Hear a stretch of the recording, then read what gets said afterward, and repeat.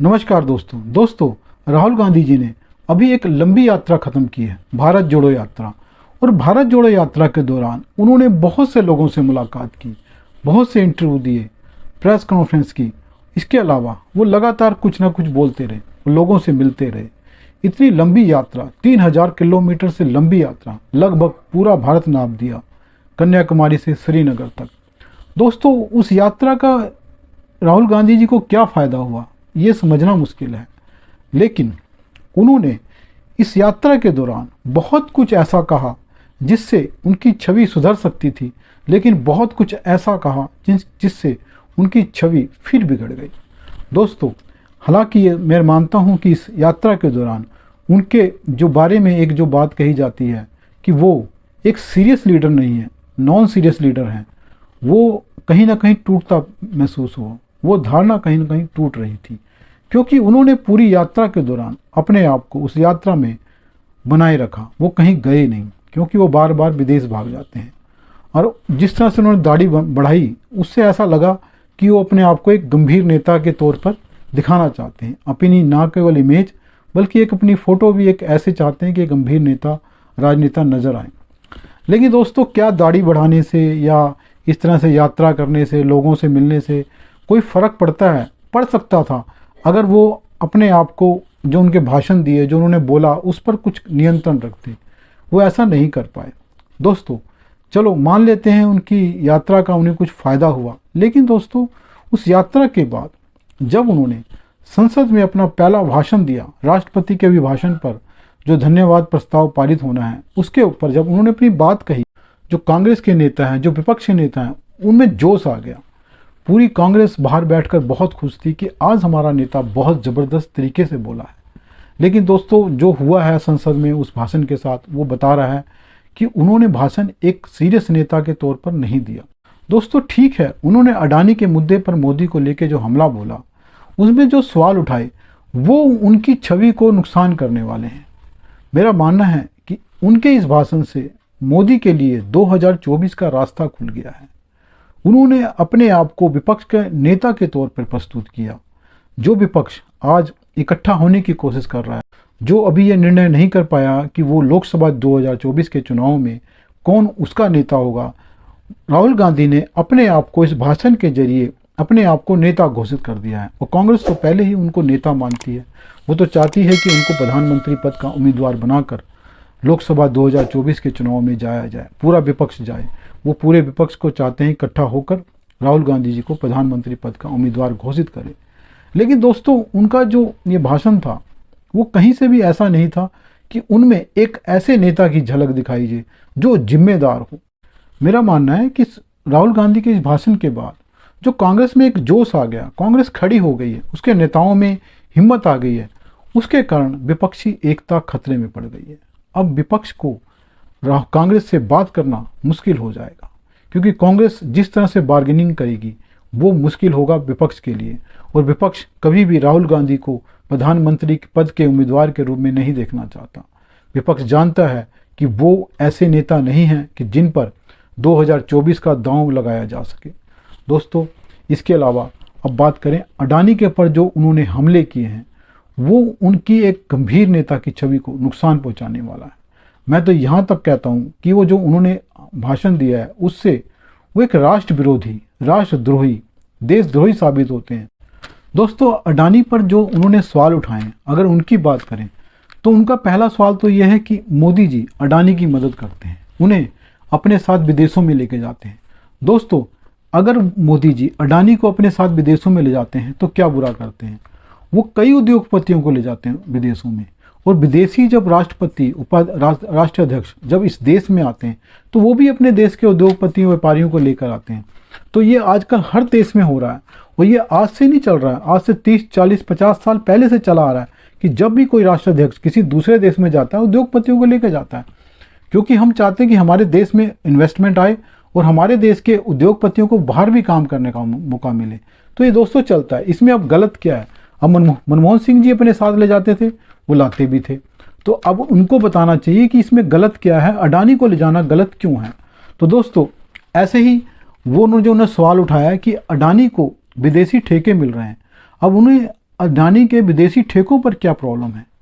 अब अगर हमारे देश का कोई, हमारे देश की कंपनी, हमारे देश का उद्योगपति अगर बाहर जाकर पैसा कमा कर लाता है, वहाँ काम करता है, उद्योग लगाता है और वहाँ से हमारे देश में कुछ पैसे आते हैं, तो उनको इसमें एतराज़ क्या। राहुल गांधी जी को क्यों एतराज़ है कि हमारे देश की कंपनी बाहर से पैसा कमा कर लाए। उनको इस चीज़ में कोई एतराज़ नहीं है कि हमारे देश में आकर विदेशी कंपनी पैसा कमा कर ले जाएं, हमारे देश में अपना माल लाकर बेच दें, कोई परेशानी नहीं है। हमारे देश की कंपनी का बना हुआ माल बाहर जाए तो उन्हें परेशानी है। तो इसके बारे में राहुल गांधी सोचें कि क्या कहा जाए। तो दोस्तों, एक उन्होंने सवाल और उठाया है कि अडानी जी जो डिफेंस के सेक्टर में क्यों आ रहे हैं, उन्हें डिफेंस सेक्टर में आने का मौका क्यों दिया जा रहा है, उन्होंने कैसे टाई अप किया डिफेंस सेक्टर में। तो दोस्तों, अगर अडानी जी के पास एक्सपीरियंस नहीं है डिफेंस का, तो वो किसी ना किसी कंपनी से कोलैबोरेशन कर रहे होंगे। उनके पास टेक्नोलॉजी नहीं है तो R&D करेंगे। अब वो हमारे देश में जो डिफेंस सेक्टर में पहले से कितना काम हो रहा है, कोई भी कंपनी नहीं थी पहले, सिर्फ डिफेंस में जो काम हो रहा था सिर्फ गवर्नमेंट कंपनी के थ्रू हो रहा था। तो अगर हमारे देश में, हमारे देश के उद्योगपति डिफेंस सेक्टर में कुछ काम कर रहे हैं, अगर कुछ बनाएंगे तभी बेचेंगे, हम भी तभी खरीदेंगे और बाहर भी तभी जाएगा। तो इसमें उनको क्या एतराज़ है वो इनको बताना चाहिए।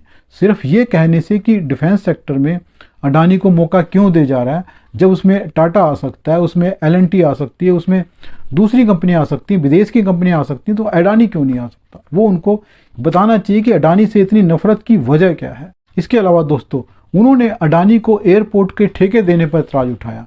उनका कहना है कि जब अडानी के पास एयरपोर्ट का एक्सपीरियंस नहीं है, अनुभव नहीं है, तो उनको एयरपोर्ट के ठेके क्यों दिए गए। अब यही सवाल उनसे पूछा जाना चाहिए। जब GVK या GMR जिसको एयरपोर्ट के ठेके पहले दिए गए थे, जिनसे अडानी ने लिया है, तो जब उसके पास उस वक्त अनुभव नहीं था, तो आज अडानी के पास अनुभव नहीं है, तो इसको देने में क्या दिक्कत है। जब उनको अनुभव नहीं था तो आपने उनको दे दिए, तो आज अडानी को दिए जा रहे, तो आपको क्या तकलीफ है। दोस्तों, यही तकलीफ जनता को भी होने वाली है कि ये इस तरह के सवाल क्यों उठाए जा रहे हैं। राहुल गांधी को अडानी के कई तरह के बिजनेस में घुसने पर एतराज़ है। अडानी एयरपोर्ट्स बना रहा है, पोर्ट्स बना रहा है, सोलर एनर्जी में जा रहा है, विंड एनर्जी में जा रहा है और तेल बना रहा है, जो भी काम कर रहा है, तो आपको अडानी के अलग अलग बिजनेस में घुसने में क्या एतराज़ है। वो ठीक है, उसने कोई बड़ी कंपनी नहीं बना रहा, छोटी छोटी कंपनियां बना रहा है, उसको काम करने पे अगर कुछ ने गलत किया है तो राहुल गांधी को बताना चाहिए कि अडानी किस कंपनी में क्या हेराफेरी कर रहा है। सिर्फ कहने से बात नहीं बनेगी। इसके अलावा उन्हें LIC और बैंक्स के डूबने का डर है कि जो LIC का पैसा और बैंकों का पैसा क्यों अडानी को दिया गया। भाई, जब LIC और बैंक्स सभी बिजनेस में जा रहे हैं, सभी में पैसा दे रहे हैं, सभी बिजनेसमैन को पैसा दे रहे हैं, वहाँ पे इन्वेस्टमेंट करेंगे तभी कमाएंगे। अगर बैंक अपने पास सारा पैसा रख कर बैठे रहेंगे तो वो अपने कस्टमर को ब्याज कहाँ से देंगे।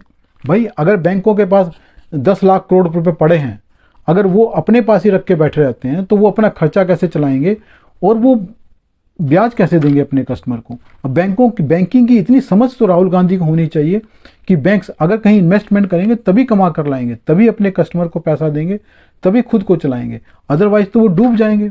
उन्होंने एक सवाल और उठाया अग्निवीर पर। अग्निवीर योजना को कह रहे हैं कि RSS की योजना है, डोभाल की योजना है। आपके पास क्या सबूत है। आप बिना किसी फैक्ट के ये बात कह रहे हो कि अग्निवीर योजना RSS की बनाई हुई है, डोभाल की बनाई हुई, आर्मी वालों ने नहीं बनाई, तो इसका भी सबूत नहीं दिया उन्होंने, तभी ये संसद से निकाल दिया गया। दोस्तों, असली बात यह है कि राहुल गांधी हमारे देश के विकास से चिढ़ रहे हैं, हमारे देश के आगे बढ़ने से उनको परेशानी हो रही है। वो देश की बढ़ती GDP से परेशान है। वो कहते हैं देश बर्बाद हो गया। 2014 में हमारा देश GDP के हिसाब से 11वें नंबर पर था, आज हमारा देश 5वें नंबर पर। उनको इससे की परेशानी है। वो ये चाहते हैं कि हमारा देश आगे बढ़े। वो इतने भी देश के दुश्मन नहीं है, लेकिन उनके शासन में बढ़े। मोदी के शासन में क्यों बढ़ रहा है, उनकी परेशानी दोस्तों ये है। वो चाहते हैं कि देश विकास करे, लेकिन जब करे जब वो प्रधानमंत्री बने। मोदी के प्रधानमंत्री बनने पर उनको इतराज़ है कि देश अब क्यों विकास कर रहा है। देश में बर्बादी होनी चाहिए, दंगे होने चाहिए और नफरत फैलनी चाहिए। देश में तो प्यार बढ़ रहा है, लेकिन उनको हर जगह नफरत दिखाई दे रही है, क्योंकि वो चाहते हैं कि मोदी के राज में नफरत फैले, दंगे मरे, मुसलमानों को मार दिया जाए, इनको मार दिया जाए, उनको मार दिया जाए और देश में भुखमरी आ जाए, देश में बीमारी फैल जाए। लेकिन ऐसा कुछ हो नहीं रहा है। वो ऐसा लगता है जैसे अमेरिका से, चीन से और वामपंथियों से एक सुपारी ले ली है इस देश की, देश को बर्बाद कर देना है। वो अडानी के खिलाफ, अंबानी के खिलाफ लगे रहते हैं, उद्योगपतियों के खिलाफ लगे रहते हैं कि उनसे, किसानों से पैसा लेकर, मजदूरों से पैसा लेकर अडानी की जेब में डाला जा रहा है, अंबानी की जेब में डाला जा रहा है। भाई अडानी और अंबानी किसान की जेब से पैसा कैसे ले सकते हैं? बिहार में ना अडानी है ना अंबानी है, वहाँ पर किसान गरीब है बिहार में, तो वहाँ बताइए कि आप किसने पैसा निकाल लिया उनकी जेब से? पाकिस्तान में ना अडानी है ना अंबानी है, आज भुखमरी छाई हुई है, किसने पैसा निकाल लिया उनकी जेब से? जहाँ अडानी अंबानी है, महाराष्ट्र, गुजरात, वहाँ लोगों की जेब में पैसा है, किसान भी अमीर हैं, तो वहाँ किसानों के जेब से पैसा नहीं निकाला अडानी अंबानी ने। बिहार से गए नहीं तो वहाँ निकाला नहीं तो वहाँ गरीब हो गए, गुजरात में और अगर महाराष्ट्र में निकाल लिया तो वो अमीर कैसे हो गए? दोस्तों, राहुल गांधी को या तो पता नहीं है या वो जानबूझकर इस देश की बर्बादी चाहते हैं। इसलिए मैं मानता हूं कि उनकी छवि एक राष्ट्रद्रोही, राष्ट्र विरोधी की बन रही है। उनको ये देखना होगा कि उनके भाषण से, उनकी कार्रवाइयों से, उनके इंटरव्यू से, उनके प्रेस कॉन्फ्रेंस से ऐसी कोई उनकी पप्पू की छवि तो बनी हुई है, लेकिन एक राष्ट्रद्रोही, राष्ट्र विरोधी की छवि ना बने। दोस्तों, अगर वीडियो पसंद आए तो उसको लाइक करें, चैनल को सब्सक्राइब करें।